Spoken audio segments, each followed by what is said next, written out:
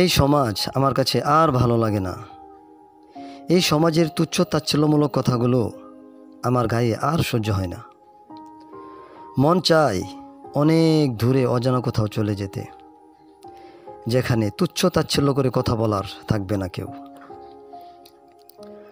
শরীফুল, এই সমাজটাকে আমার চাইতে ভালো আর কে অনুভব করতে পারে?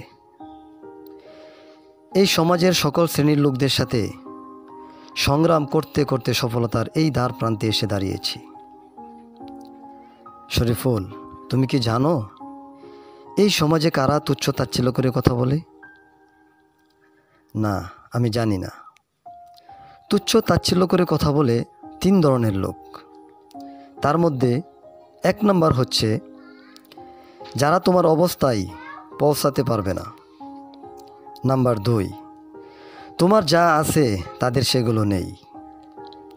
নাম্বার 3, যারা তোমার মতো হতে চায় কিন্তু হতে পারে না।